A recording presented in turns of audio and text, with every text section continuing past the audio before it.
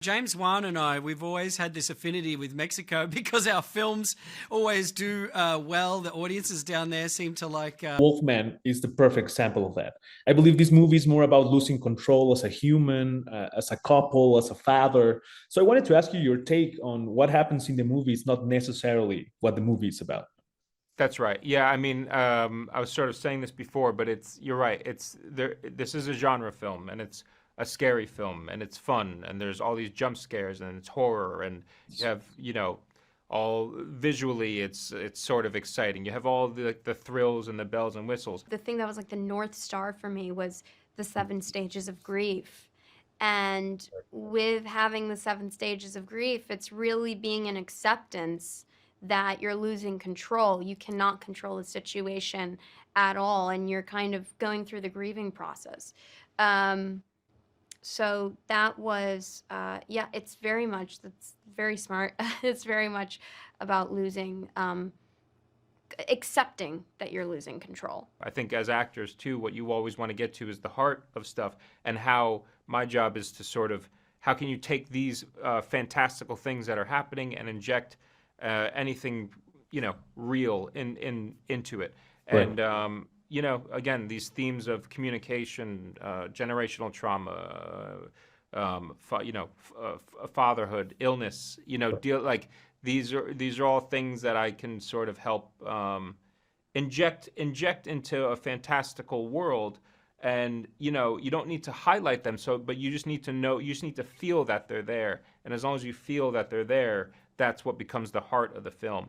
And if you have those two things combined, I think that's what makes a really great horror genre film.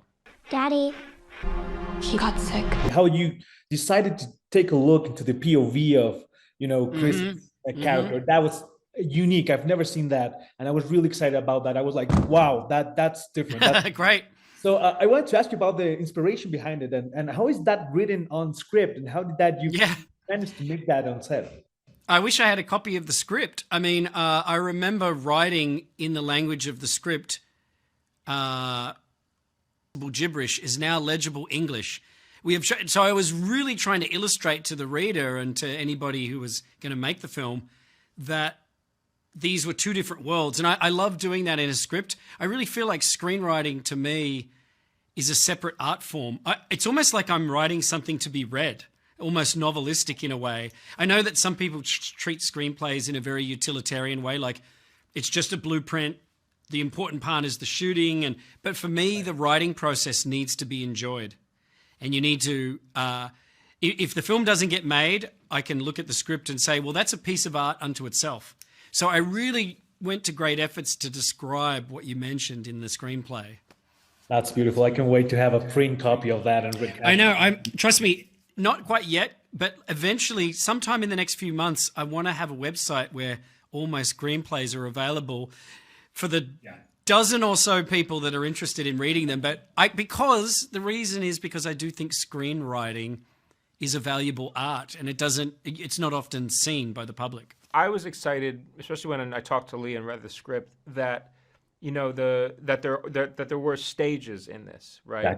As opposed to a wolf man which in other movies I know it's changes whatever by the moon or back and forth and whatever. And in this one, it's everything happens in sort of real time, and so you get to see the different sort of stages as it progresses. And to me, that's like the funnest thing to play. One of the reasons why, apart from like the people attached to it, when I read the script, that was one of the reasons why I agreed to do it, was even just that little part I thought was really interesting, and I've never read anything like that in any script, and I've never seen anything like that in any film, and I was like, oh, there's something there, like that has a lot of potential. So I want to be a part of that and hopefully see where it goes. I wanted to ask you about your favorite transformations within the Wolfman, lure. I mean, look, of course I'm going to say the Rick Baker transformation from American Werewolf in London. It never gets old. It's so beautiful. I did love what Rob Bottin did in The Howling. That was great. Anything involving the practical effects. I even love the Jack Pierce stuff from 1941.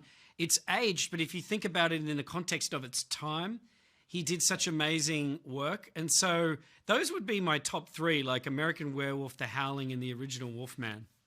I love it. That's a solid top three. Leigh, putting me up, but thank you very much for your time, and thank you for Thank your. you. You just keep just stepping I up. hope so. and getting better. I have a great James Wan and I. We've always had this affinity with Mexico because our films always do well. The audiences down there seem to like our films. So I'm always hoping for people in Mexico to embrace anything that I work on. So hopefully they will.